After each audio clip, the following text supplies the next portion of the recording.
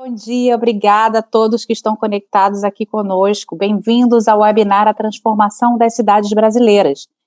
E no encontro de hoje, a gente vai tratar sobre cidades digitais e tendências para o cenário brasileiro, modelos de atuação de PPPs, vantagens, como funcionam e por que serão responsáveis por alavancar as Smart Cities no Brasil.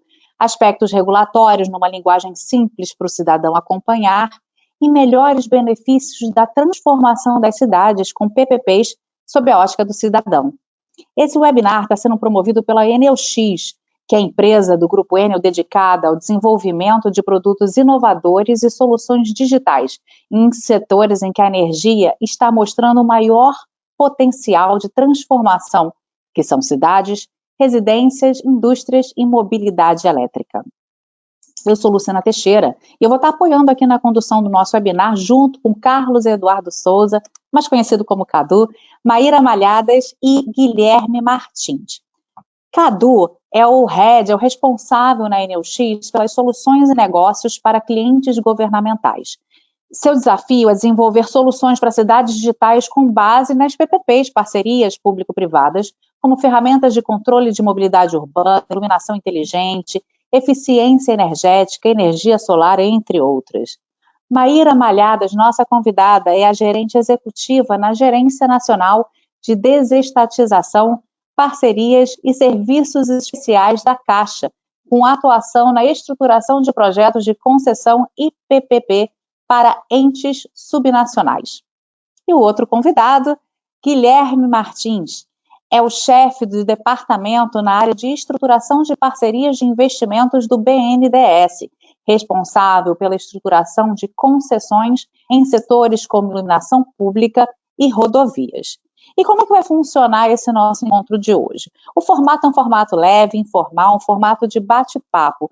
Teremos alguns minutos iniciais para os nossos speakers aqui passarem uma mensagem e, na sequência, eles seguem no bate-papo. E você que está conosco pode enviar perguntas a qualquer momento. Tem o link aqui no canto da sua tela, você manda a pergunta e, no final, a gente vai ter um espaço reservado para responder. Se, por acaso, não der tempo de responder todas as perguntas, a gente depois responde individualmente. Cadu, a palavra é sua. Bom evento. Obrigado, Luciana. Obrigado pela apresentação aí. Agradecer também a Guilherme e Maíra aí pelo convite, tá? Aceitarem, enfim, conseguimos aí fazer o primeiro webinar aí em conjunto, né? E por que, enfim, né? Depois dessa grande movimentação que a gente tem no mercado desde 2019, hoje é posicionado como os grandes estruturadores do mercado e que fazem a real diferença, aí a gente teria Caixa e BNDES conosco.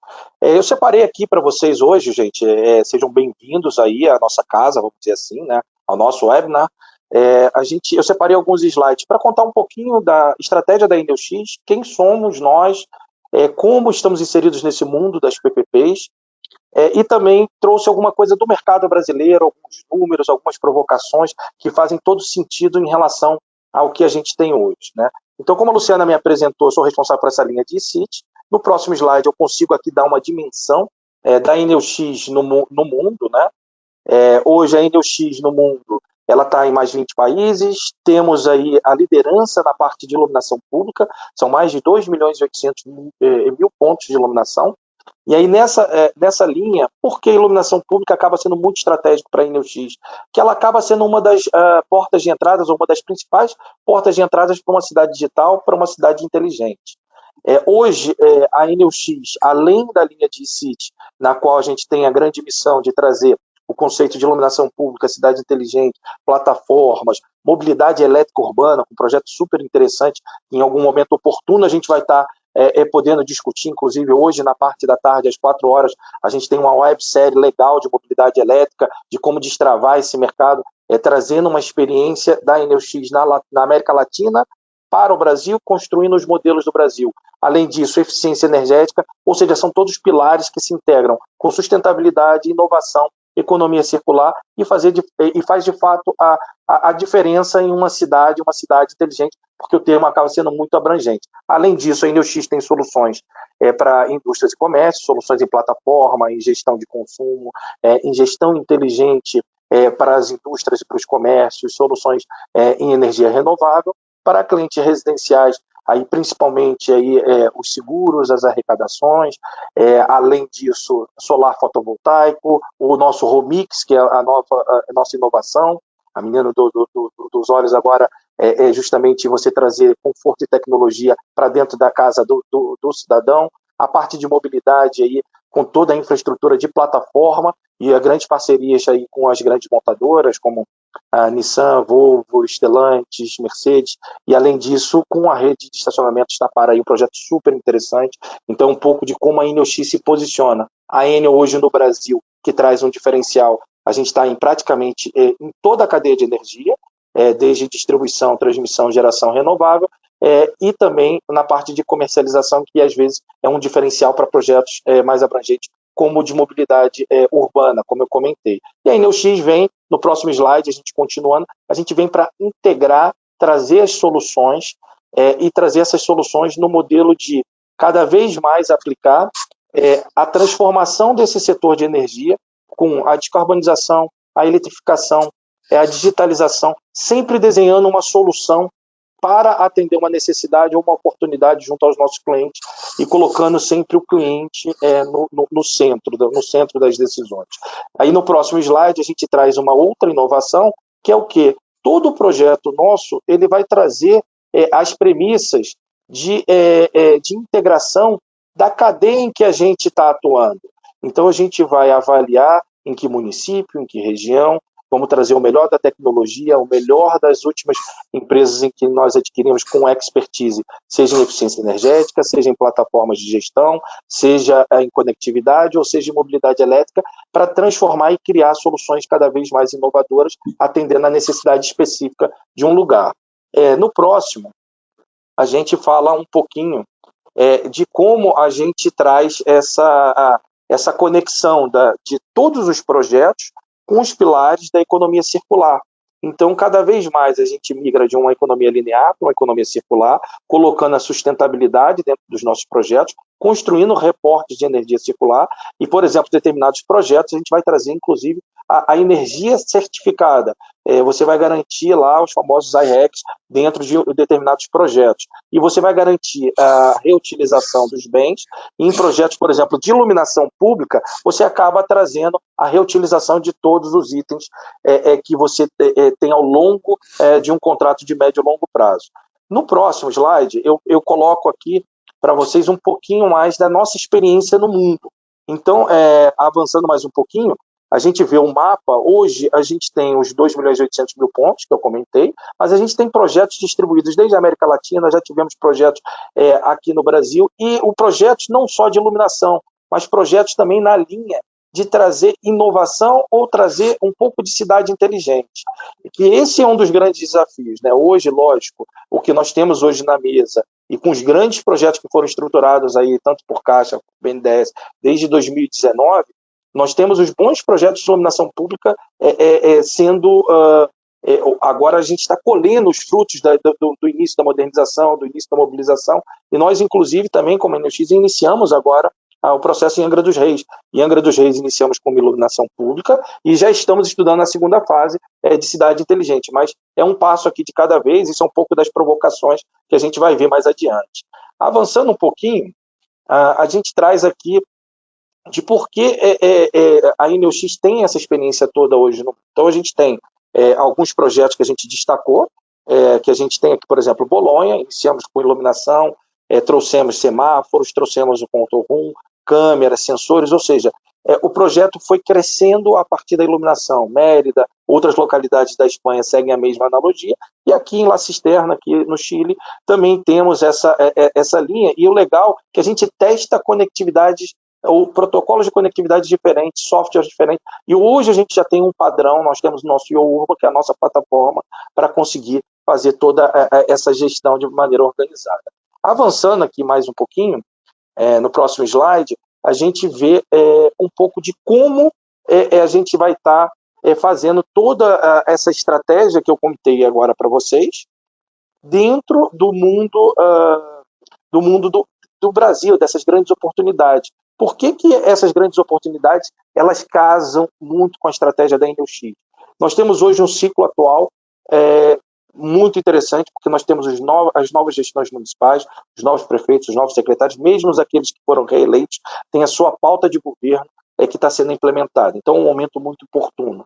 Nós temos aí a retomada da pandemia, a retomada da economia, o pós-pandemia, em que você consegue desenhar e trazer soluções tecnológicas. A estrutura das PPPs, que é um pouco do que a gente vai trazer aqui, ela é uma estrutura que é muito sólida. Ela, apesar da lei ser de 2004, os grandes projetos de iluminação pública, eles vieram a partir de 2015, 2016, os grandes projetos, os projetos mais relevantes, principalmente ali com a mudança no marco regulatório da transferência dos ativos de iluminação que antes eram das distribuidoras para os municípios. Então, você casa uma oportunidade regulatória, uma necessidade dos municípios, porque necessita que uma empresa ou o próprio município administre esse novo ativo com a estrutura sólida de PPPs. Toda a movimentação no mercado. Aí todo esse trabalho fantástico aí que a gente iniciou logo posterior ali a essa mudança do marco regulatório com várias PMIs. Ou PMIs seriam o quê? A empresa privada oferecendo um projeto dentro do mecanismo das PPPs para o município. E esses projetos, porventura, não eram os melhores projetos, ou você poderia ter uma deficiência também na seleção dos projetos junto ao município. Então, tivemos uma mortalidade muito grande de projetos. E aí surge o BNDES, Caixa Econômica, para trazer todo o conceito de estruturação, e uma estruturação com consultores renomados, com toda a expertise de Project Finance, toda a expertise de grandes projetos de infraestrutura deles, na solidez do mundo das PPPs para o negócio de iluminação. Então faz muito sentido olhar esse mercado, olhar essa motivação para estar no Brasil como foco. E a gente traz também a questão da estratégia da Enel X, que esse modelo de PPPs ele foi tão atrativo que a gente passou a olhar não só para a iluminação, para a cidade inteligente, mas também já estamos olhando para a eficiência energética, trazendo conceitos diferenciados e integrados, sempre contratos de médio e longo prazo, e também pensando em estruturas de garantia similares para os projetos de mobilidade elétrica urbana. Aí no próximo slide, eu aprofundo um pouquinho mais de por que a gente fala desse mundo das PPPs, né? Por que esse modelo é um modelo legal, um modelo interessante, é um modelo que nós defendemos e cada vez mais a gente compartilha, inclusive na América Latina, a gente tem feito algumas discussões e fóruns para explicar como esse modelo é interessante. Né? Então, porque você tem ali regras claras desde o início. Aqui nas duas primeiras etapas, quando a gente fala de estruturação, tanto de Caixa como BNDES, eles suprem essa etapa. Então, eles são contratados diretamente para elaborar os estudos. Então, e trazem ali, tem um processo bem legal, bem interessante, de competição para ter os melhores consultores ajudando nessa estruturação, toda a coordenação deles. Então, você não tem, você vai diretamente para a etapa de estudos, consulta pública, e há sempre ali uma questão de algumas interações com o mercado. Então, as regras são muito claras, processo transparente. Dentro do modelo das PPP, você tem riscos atribuídos, você tem uma matriz de risco, você tem. No próximo slide, a gente visualiza a estrutura de garantias, por exemplo, que traz ali uma segurança para o investidor, em que você, quando você fala de iluminação pública, se você passar para o próximo slide, por favor, a gente consegue visualizar essa estrutura que foi construída e quando saiu o primeiro esqueleto da estrutura para iluminação pública, em que você usa o recurso da contribuição de iluminação pública, em que a distribuidora arrecada, repassa para uma conta vinculada com a SPE que vence a licitação, você tem a figura de um verificador independente que vai auditar a parte, vamos dizer, variável do negócio, a parte de qualidade, porque agora você muda, você tem uma quebra de paradigma. Você sai de processos de medição, de quantidade, e entra num processo de qualidade, de entregas. E você ainda tem a figura de uma conta reserva, de uma escrow account, em que você tem ali variando entre 3 a 6, dependendo, 6 contraprestações mensais, dependendo do projeto.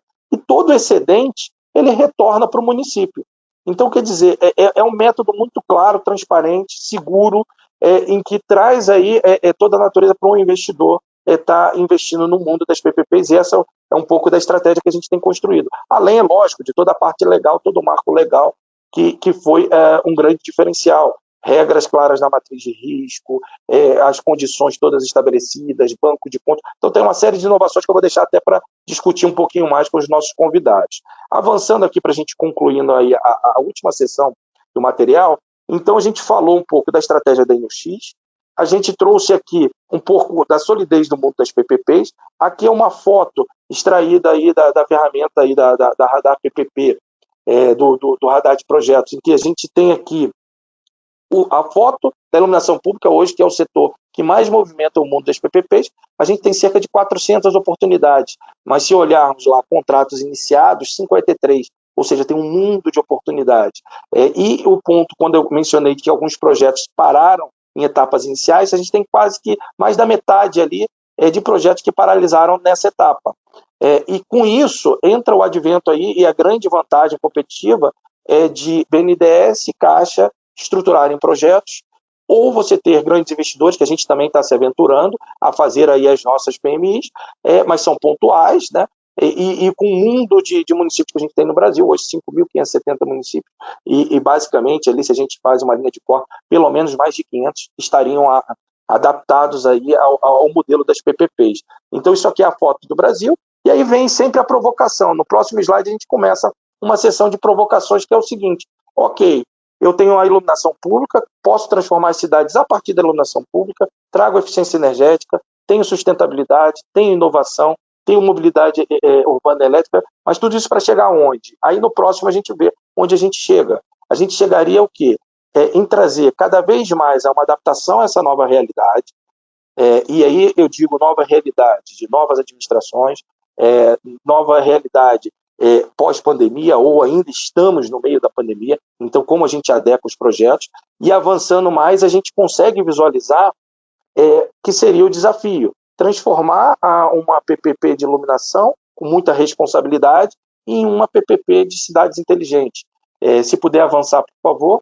E aí, nesse conceito de cidade inteligente, a gente vai ter, lógico, por isso que eu falo muita responsabilidade, porque a gente traz aqui um conceito, por exemplo, de cidade digital, internet das coisas, a parte de Big Data, você integrar sistemas já existentes do município, mas você sem utilizar o recurso da contribuição de iluminação pública, porque você tem que deixar bem clara a regra do jogo. Então você traz aqui alguns desafios.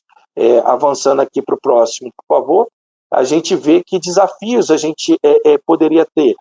Primeiro, você vai trazer esse conceito de Big Data, de internet das coisas, com tecnologia, mas não é copiar e colar um projeto como a gente viu no passado, é sim desenhar um projeto atendendo a uma necessidade específica da população.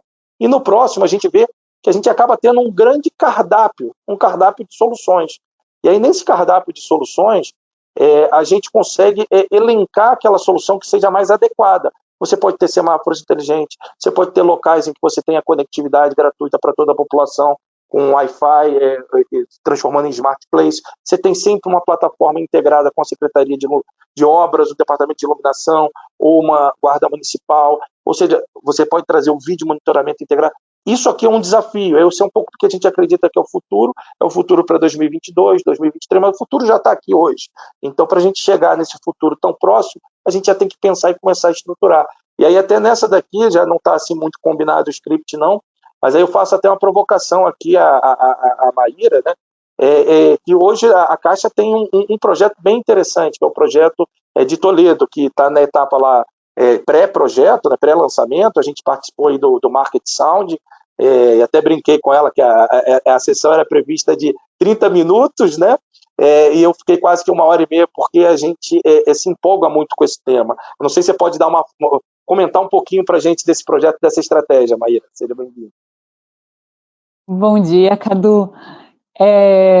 Lá realmente é um município que a gente está pegando esse projeto aí como um piloto dentre os pilotos, digamos assim, para tentar realmente trazer uma pegada um pouco mais puxada aí para a cidade inteligente. O município tem muito interesse em buscar realmente algo diferente, em ter telegestão em tudo, em buscar sensores, acoplar, né, sensores ali de poluição, e algumas outras questões ali que eles têm interesse bastante em fazer. A gente tem discutido isso muito, a gente tem o apoio da FD nesse projeto, e eles têm trazido muitas experiências deles mundo afora, aí, principalmente na França, claro, para tentar acoplar ao projeto práticas inovadoras nesse sentido. Está bem interessante. Vai sair um projeto muito legal lá.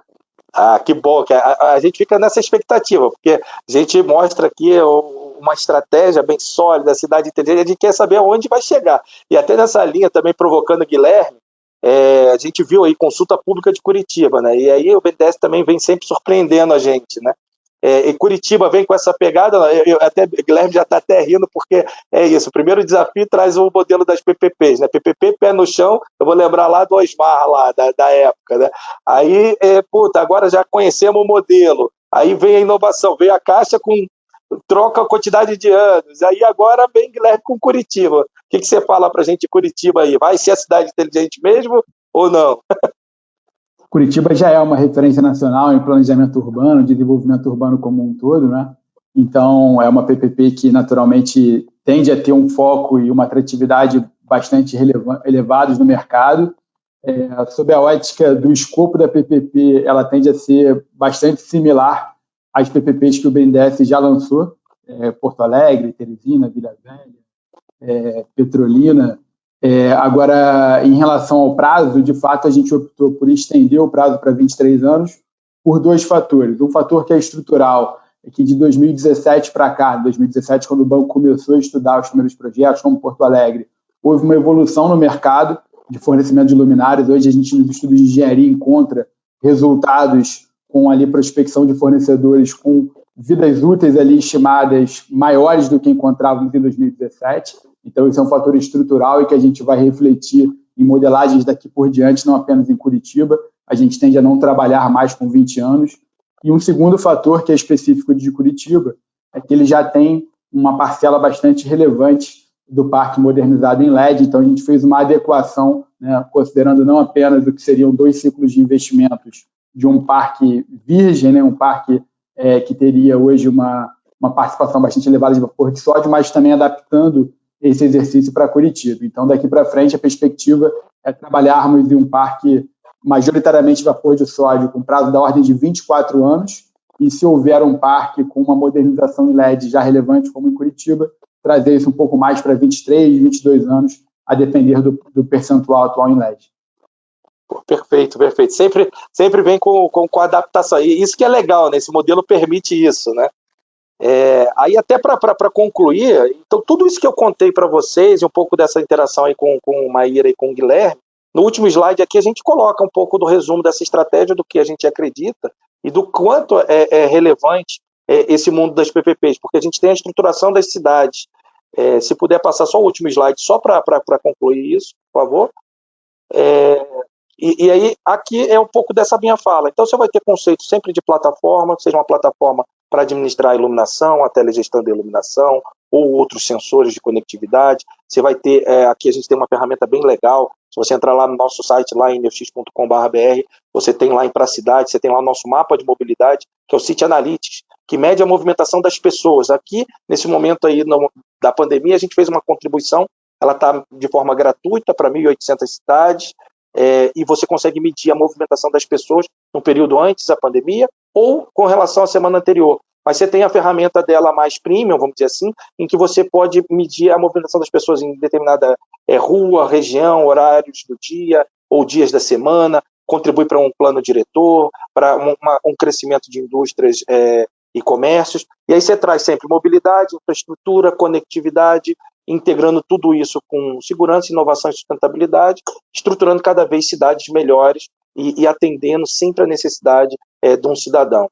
Então, isso era um pouquinho do que eu trouxe aqui. Agora, acho que eu passo aí para a Maíra para fazer e contar para a gente um pouquinho mais. Espero que eu não tenha dado nenhum spoiler na minha apresentação. Imagina, Cadu. Obrigada aí pela apresentação. Bom dia, Guilherme, também, participantes. Primeiramente, agradecer aí pelo convite para essa conversa, né, que aqui não é uma apresentação, um seminário, é muito mais uma conversa que a gente vai ter aqui sobre sobre IP e cidade inteligente. Só falar aqui rapidinho, né? Eu trabalho na Caixa, na gerência de desestatizações e parcerias, e a gente trabalha ali com a estruturação dos projetos do FEP, né, que são os projetos de concessão e PPP em diversos setores. O FEP foi formado ali no final de 2017, então a gente tem nossos primeiros projetos contratados em 2018, são pilotos de resíduos sólidos urbanos, né, então já começamos com um grande desafio. E os nossos, o primeiro slide aqui vai mostrar os nossos principais números, né, desses projetos.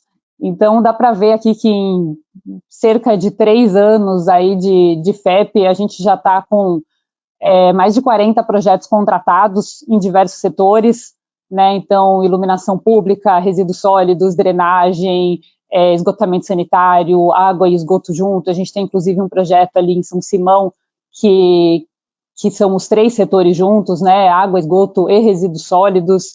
Então, dá para ver bem aí que a gente está estudando e testando diversos formatos e diversos modelos para a gente realmente conseguir cumprir o que é o nosso objetivo aqui, o que sempre foi nosso objetivo desde o início desse projeto, que é realmente conseguir trazer melhoria na qualidade de vida para a população brasileira em todos os municípios, né? A gente sabe que os municípios brasileiros não têm essa expertise técnica no seu corpo, a sua grande parte, né? Somente os municípios maiores, porque realmente é uma especialidade muito grande que é necessária para fazer esses projetos. Então, a Caixa veio aí realmente para apoiar nisso.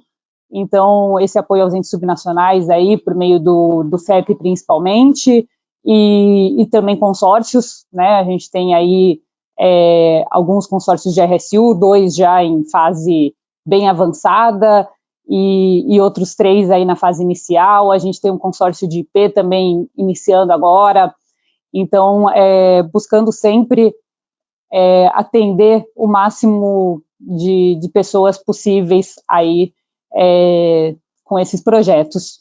E mais especificamente aqui, falando de IP, né, que o Cadu trouxe, aqui no próximo slide eu tenho os números aqui de iluminação pública, que são desses mais de 40 projetos que a gente tem 26 aí já contratados de iluminação pública, né?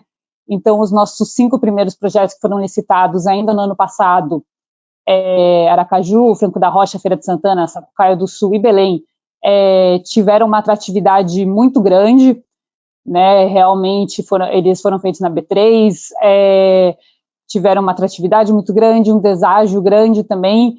Então a gente caracterizou aí como bastante sucesso essa primeira leva, e a gente tem aí mais 13 em andamento, sendo que desses diversos vocês estão vendo por aí as consultas públicas sendo abertas ou recém-fechadas, né? Campinas fechou faz pouco tempo, Camaçari acabou de fechar, Patos de Minas está fechando, se eu não me engano, hoje, Nova Lima também fechou faz um tempinho aí, e outros aí que estão para abrir daqui a pouco, fiquem atentos que já aparece, e esses, claro, que acabaram de fechar a consulta pública, estão aí para daqui a pouco a gente lançar a licitação.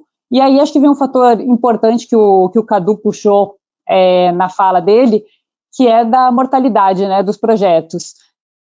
Com a entrada dos estruturadores, né, aqui eu posso falar pela Caixa, a gente percebe realmente como não só a expertise que a gente traz junto, mas também a confiança que os municípios têm no nosso trabalho, por estarmos no dia a dia com eles em diversos outros projetos, e a isenção que se percebe na Caixa, isso colabora muito para que os projetos prossigam. Então a gente teve aí uma troca eleitoral, né, que a gente sabe que é um desafio para qualquer projeto, e ainda assim nenhum projeto morreu nessa troca. Alguns tiveram que ser retomados, claro, né, porque entra um governante novo, ele precisa conhecer. A gente teve, claro, ainda tem a pandemia aí que também diminui um pouco o ritmo, né, é normal, mas nenhum projeto parou, todos eles seguiram muito bem, e a gente pode ver pela receptividade do mercado em todos os nossos roadshows, e pela receptividade dos municípios também, o interesse deles e o quanto eles querem avançar com isso. Então, acho que esse é um fator fundamental aí, que é a entrada dos estruturadores, e aqui eu falo mais especificamente da Caixa, trouxe para o mercado, que é essa confiança que traz para os projetos.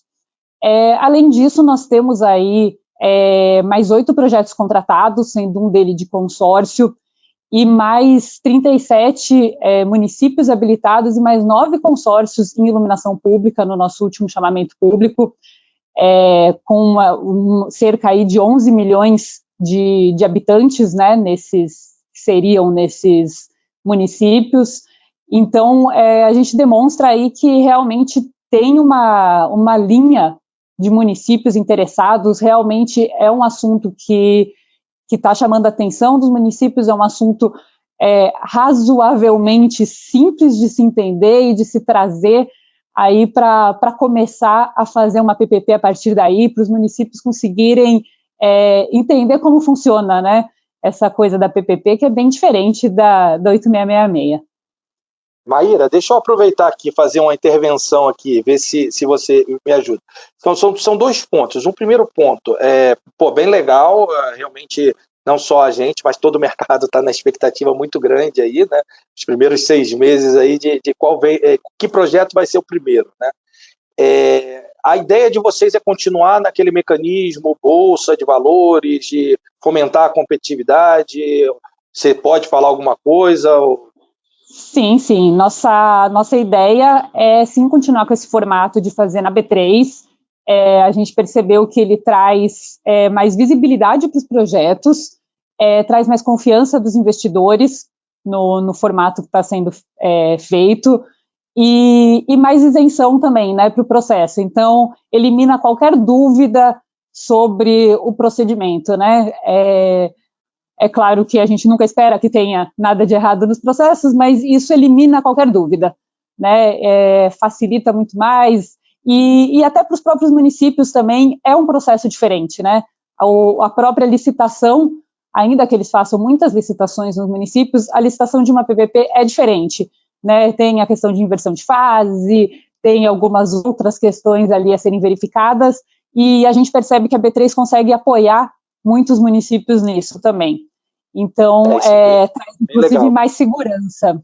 Exatamente. Para a gente, como investidor, tem os 2 lados, vamos dizer assim. Tem aquele que, ok, você tem uma segunda chance, se você não teve a tua melhor proposta, te classificou para a segunda fase, você ainda consegue tá disputando. Agora, quando você ultrapassa seu limite, vem o outro lado da história, né? Putz. Mas, enfim, é bem animado, né? E a gente gosta muito desse mecanismo, tá? Então, parabéns por essa inovação aí, e vamos para a próxima, né? Estamos na expectativa. E o outro ponto... Também, esse segundo semestre vai ser movimentado, posso dizer isso. E só um outro ponto aqui, quando você falou do consórcio de municípios, é bem legal que o BTS também tem uma iniciativa lá. Então, quer dizer, a gente pode esperar que tenham municípios menores, né, que também vão ter essa sua oportunidade de estarem sendo estruturados aí hoje por vocês. Sim, é essa a ideia, né? A gente começou ali com os municípios isolados, né? Um pouco como você provocou ali o Guilherme, né? Um pouco com a PPP pé no chão, né? Então começa primeiro com os que são um pouco mais certos, né? De darem certo, para a gente ir adquirindo ritmo e tudo. E a gente agora está mergulhando de cabeça mesmo, realmente atingir consórcios, conseguir pegar municípios pequenos. Então, eu não sei dizer desse consórcio contratado qual é o menor município, mas eu lembro de ter visto municípios ali de 4 mil habitantes, né, dentro de consórcios. Então, assim, a ideia realmente é a gente conseguir atingir, cobrir aí o mapa mesmo, né? Cobrir aí os 5.500 municípios da melhor forma possível. Claro, alguns deles já vão ter soluções boas e não vão precisar disso. Ótimo, né? Não é a solução para tudo.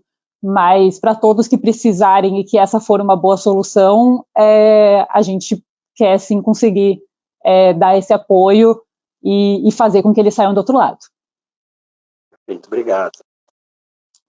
Era isso só, né, que eu tinha aqui, essa fala inicial aqui realmente é uma fala um pouco mais curta para ter tempo da gente conversar depois, né, então eu trouxe aqui só os números para dar uma ideia de onde estamos e para onde vamos. Obrigada.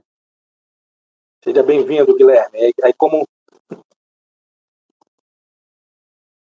Obrigado, Cadu. Bom dia, Maíra, Luciana. É um prazer participar e discutir aqui as perspectivas do setor de iluminação pública ao lado de Enel e Caixa.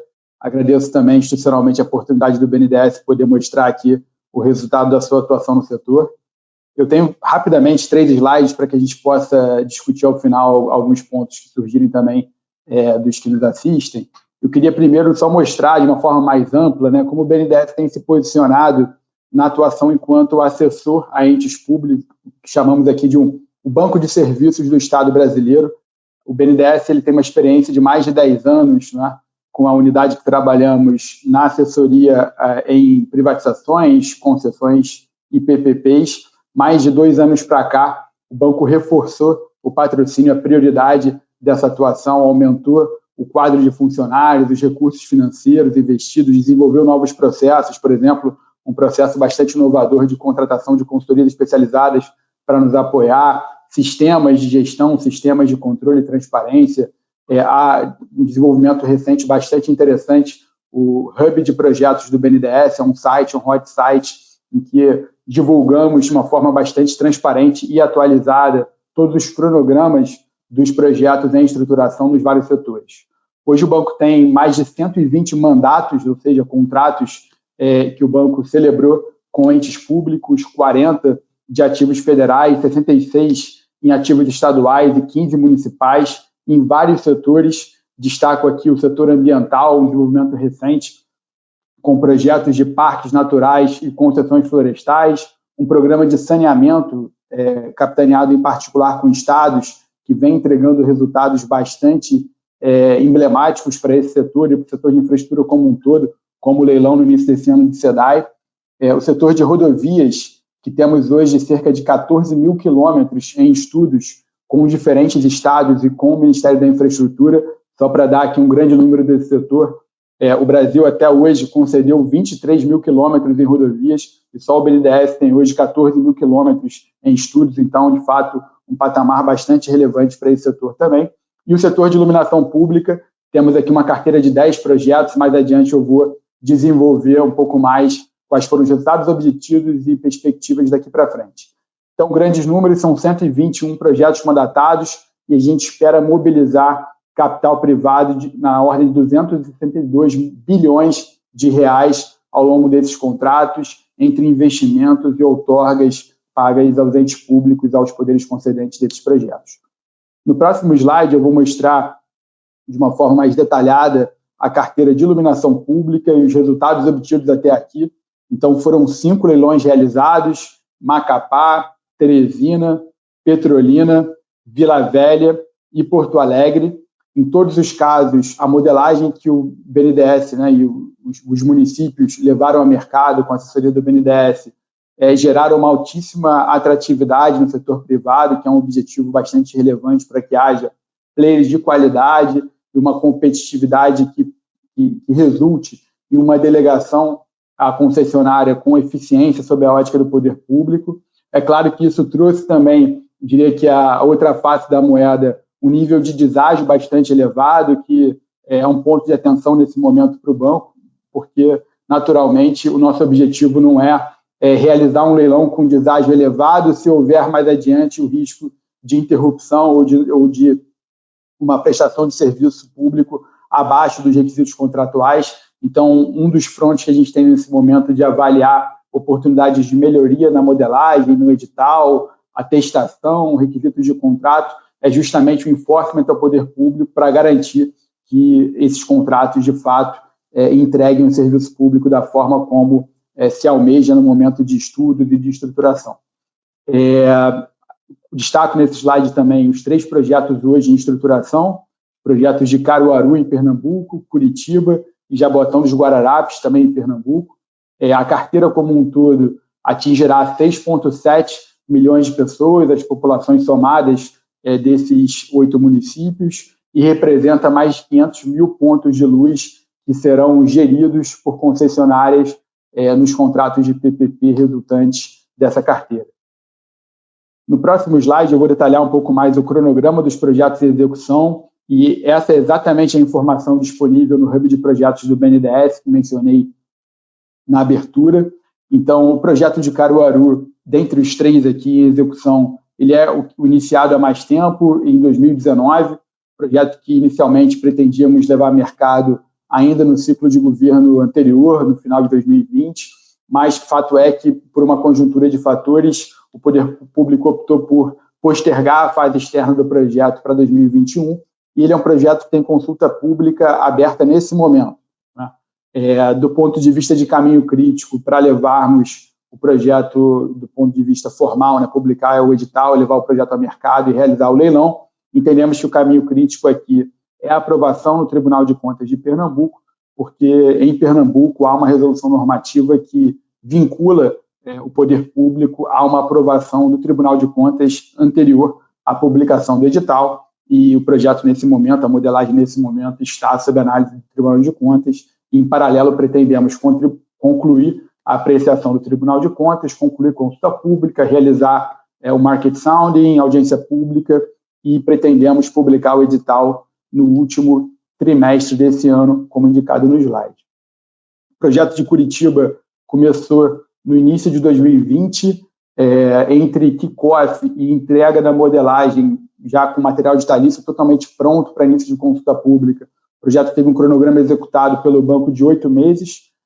A consulta pública ela foi aberta na virada do ano, já foi realizada a audiência pública em janeiro, e é um projeto que tem, nesse momento, os projetos de lei associados, a lei autorizativa e um aditivo, né, uma alteração na lei que institui a FIP no município de Curitiba.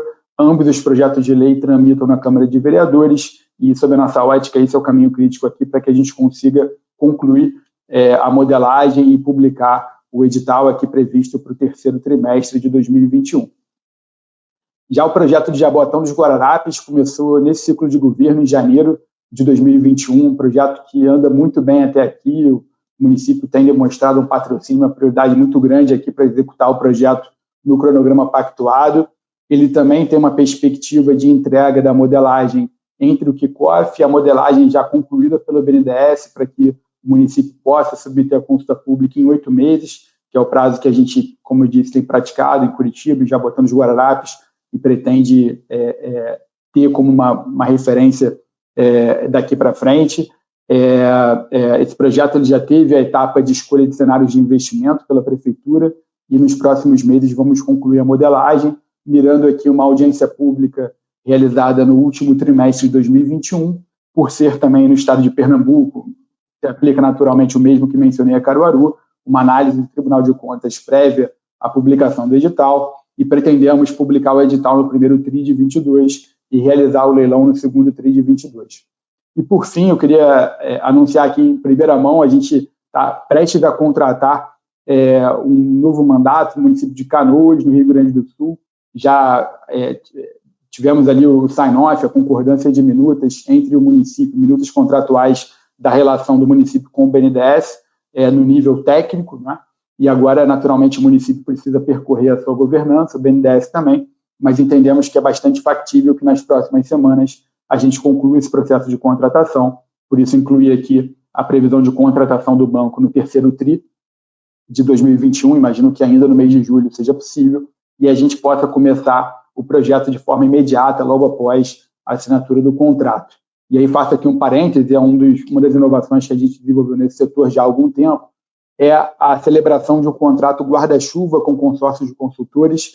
Então, temos hoje 2 consórcios de consultores já contratados, um liderado pela Accenture e outro liderado pela Hauer, de modo que a gente tem a previsão de realizar até 4 projetos com cada um desses consórcios, o que nos dá a faculdade de iniciar de forma imediata um projeto, tão logo o BNDES seja contratado por um município.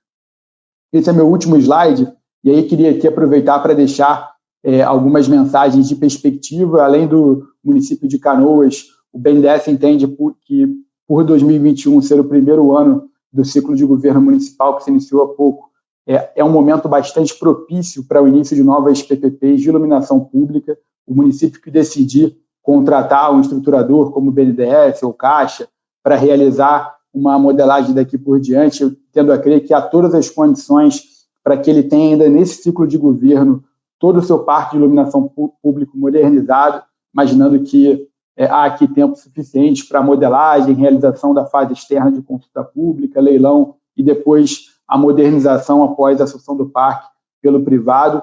Reforçar que é um instrumento bastante eficiente, a PPP, de delegação de um serviço público a um privado, de busca de diferentes níveis de eficiência de empresas privadas na gestão do parque de iluminação pública. Uma alternativa também para alavancar investimento privado e, com isso, acelerar a modernização dos parques de iluminação pública. Naturalmente, o município que tem hoje uma CIP já superavitária, uma CIP em um patamar viável, ele tem a faculdade de realizar essa modernização com os recursos próprios, mas o que a gente percebe é que os municípios que assim o fazem têm um horizonte de modernização do parque bastante gradual, de 5, 6, 7, 8 anos, enquanto com a PPP é possível, a depender do porte do município, que essa modernização se realize após iniciado o contrato em 1 a 2 anos. Então, entendemos que é um momento, de fato, bastante propício para o início de novas PPPs, uma oportunidade para os municípios que ainda não trilharam esse caminho o fazerem, e como já foi comentado pelo Cadu e pela Maíra, ao fazer isso com um estruturador institucional, e aí não é algo exclusivo do BNDES, de fato a perspectiva de sucesso ela é bastante elevada. Se olharmos o fato de que o banco tem hoje 5 leilões já realizados com sucesso, 3 projetos com uma excelente perspectiva de realização de leilão no próximo 1 ano ou 1 ano e meio, considerando Jaboatão, chegaremos a 8 processos leiloados com sucesso na carteira, versus 2 projetos que foram iniciados com municípios e foram interrompidos. Em um caso, por uma desistência do município, e em outro caso, pela inexistência da CIP e pela inviabilidade política de aprovação da CIP naquele município. Então, são 5 projetos já concluídos com êxito, 3 que temos todas as condições de concluir com êxito, chegando então a 8 projetos concluídos, versus 2 casos de sucesso, uma taxa de sucesso da ordem de 80%, algo bastante diferente do gráfico que o Cadu mostrou, da multiplicidade ali de PMIs que foram trilhadas nos últimos anos, e vejo então essa oportunidade como algo que deve ser considerado e valorado com bastante cautela e otimismo aí pelos recém-eleitos prefeitos que assumiram o seu mandato em janeiro de 2021.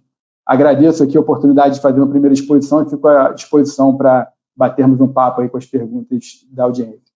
Fechado, Guilherme. Excelente apresentação e só aquece o mercado. Tanto você como o Maíra aí estão trazendo aí a boa perspectiva, né? E ainda trouxe aí a primeira boa notícia, assim, que ninguém conhecia, né? Canoas, né? Canoas vem por aí. Que legal, legal.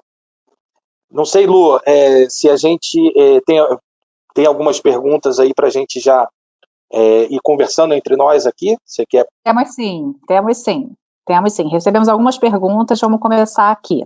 Então, a pessoa está perguntando como é que se dá no projeto Smart Lighting a questão da adequação de LED para iluminação pública às necessidades urbanas de grandes cidades de adequação ambiental. Ou seja, possibilidade gratuita de melhoria em um segmento de sensível adaptação ou da arborização de replantio, utilizando o espectro adequado.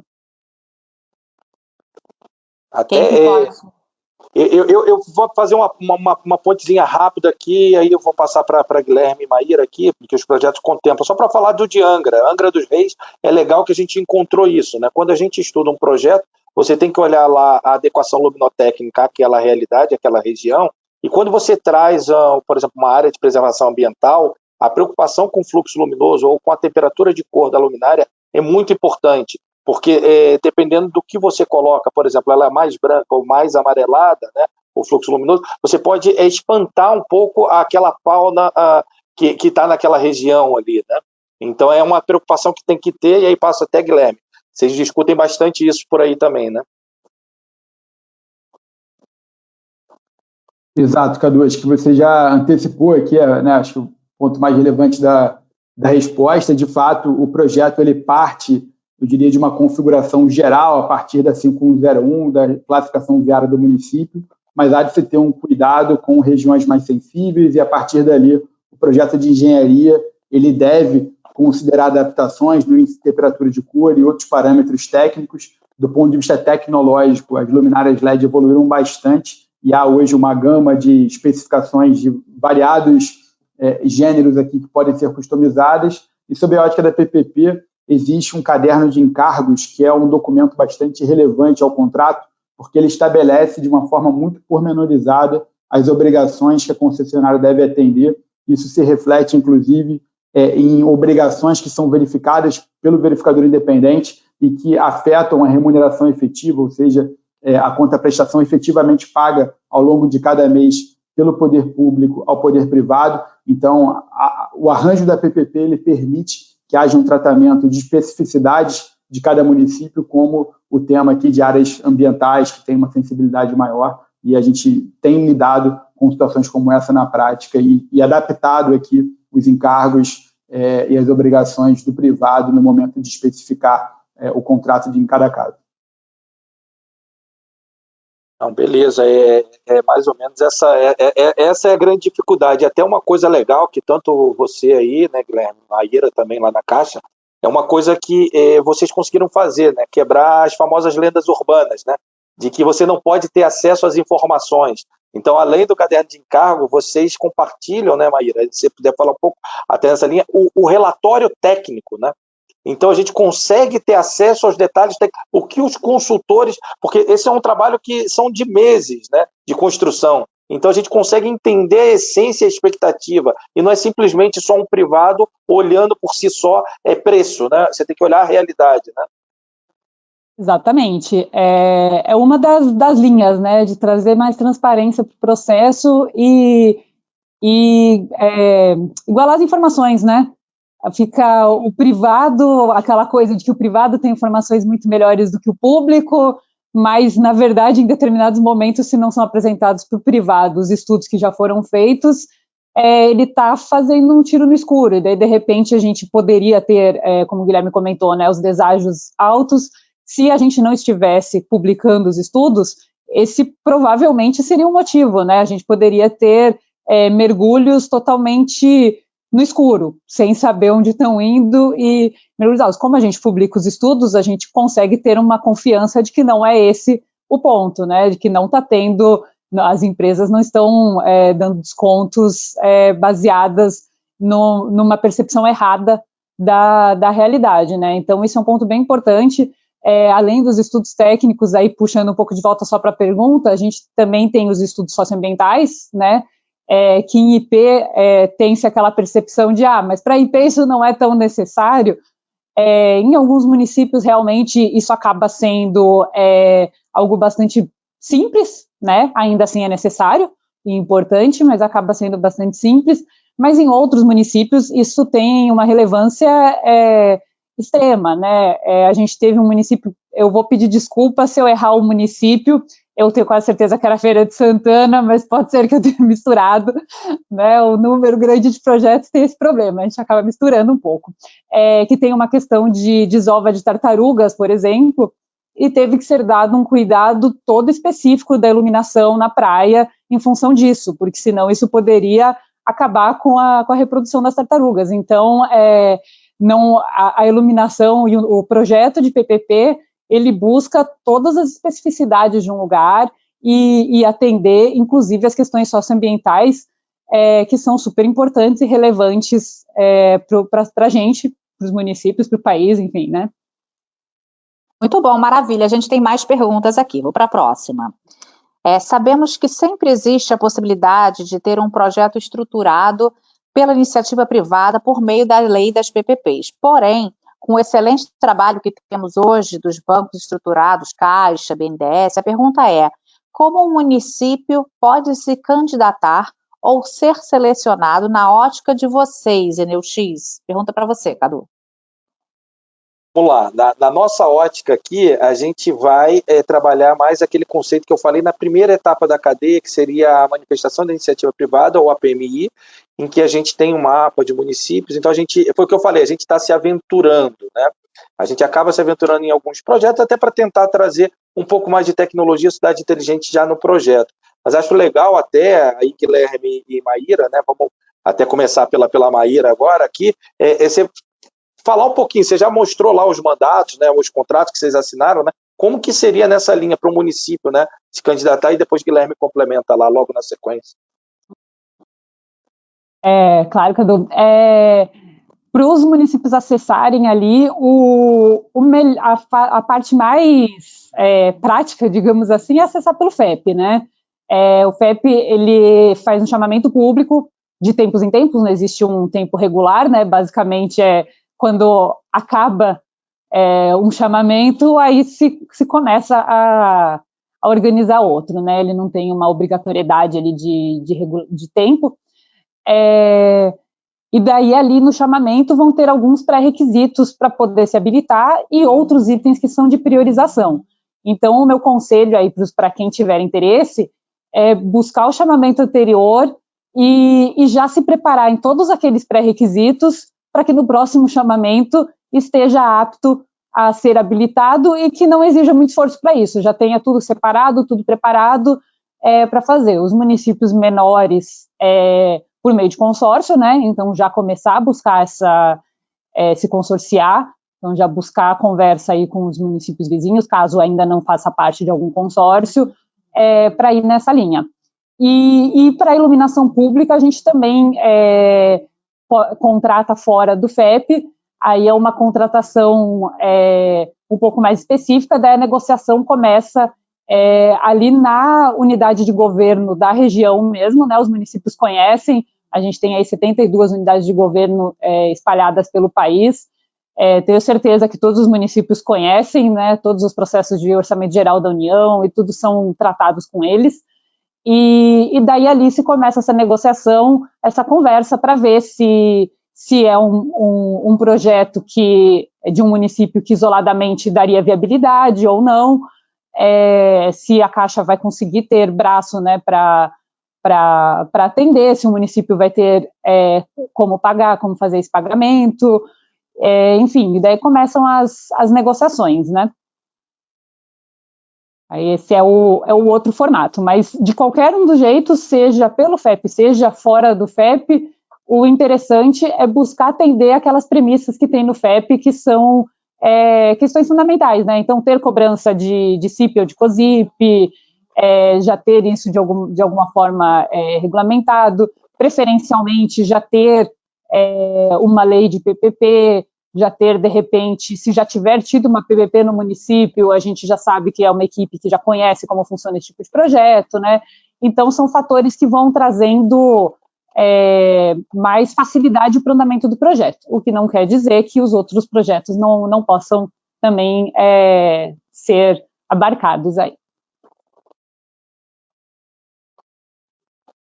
Guilherme, do seu lado aí, como que funcionaria para um município se candidatar nessa... Perfeito.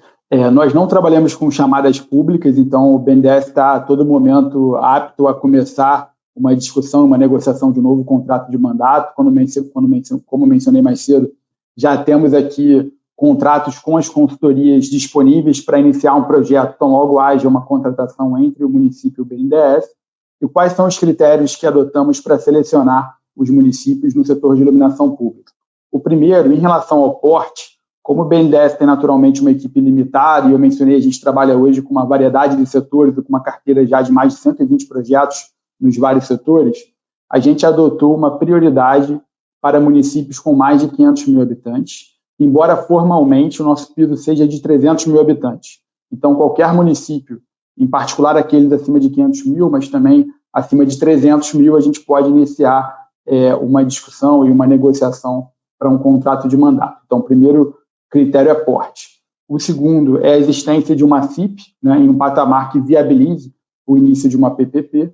E o terceiro, a gente tem utilizado ele de forma conjugada com o porte do município, é o percentual do parque já modernizado em LED.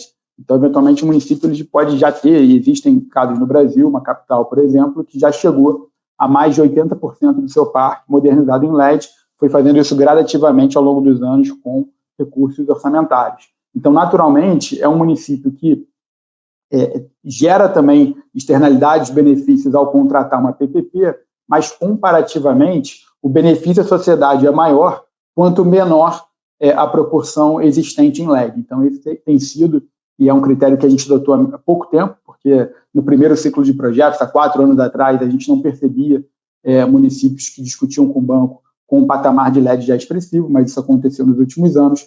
Então, são esses 3 critérios.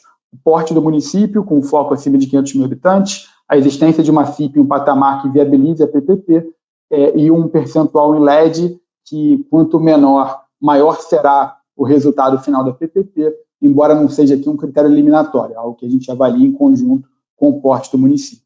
Em relação a como contactar o banco, o BNDES tem uma área de relações com governos que faz todo esse contato e negocia os documentos de contratação do banco. O BNDES já tem um kit de contratação para apoiar o município no processo necessário junto à sua procuradoria para contratar o BNDES. Eu posso ficar como um contato para fazer a ponte com o ponto focal em cada região que pode apoiar os municípios com esse objetivo. E, por fim, comentar que não há, o município ele não tem nenhum pagamento no início ou durante a execução do projeto. Então, o BNDES ele não só aporta o recurso humano, nosso time que vai assessorar o município, como também realiza todos os gastos necessários ao pagamento do consórcio de consultores durante a execução do projeto. Então, em todos os projetos onde há uma licitação, onde há o sucesso ao final da modelagem, o licitante vencedor que ressarce todos os gastos de estruturação, o município ele só tem a chance de realizar algum dispêndio por conta da modelagem se houver um insucesso, e até aqui, como eu comentei, só aconteceu quando não houve a instauração da CIP ou quando houve uma desistência pelo município. Maravilha, obrigada, Cadu, Guilherme, Maíra. Quero lembrar que a gente tem mais perguntas, mas não vai dar tempo de responder todas aqui, e a gente consegue responder depois individualmente aqueles que enviaram as perguntas. E agradecer imensamente a todos que estiveram conectados, e principalmente ao Cadu e aos nossos convidados, Guilherme e Maíra. E convidando também todos vocês a acessarem as redes sociais da ENEUX, acompanharem as novidades sobre os temas que a gente falou aqui hoje e também acompanhar os próximos eventos, porque o nosso próximo webinar vai ser no dia 15 de julho, com o tema Geração Distribuída de Energia Solar, menos custos e mais sustentabilidade na sua empresa, com a participação também de convidados, nesse caso, convidados do Mercado Livre, nosso cliente, apresentando o seu case. Então acompanhe as nossas redes no LinkedIn e no Facebook. E em breve, nos próximos dias, a gente vai ter um post com a gravação do nosso encontro para aqueles que não conseguiram participar ou não conseguiram ficar até o fim. Mais uma vez, obrigada, Guilherme, Cadu, Maíra, até a próxima. Obrigado, Ilô. Obrigado a Guilherme e Maíra mais uma vez. Obrigado. Obrigada, tchau.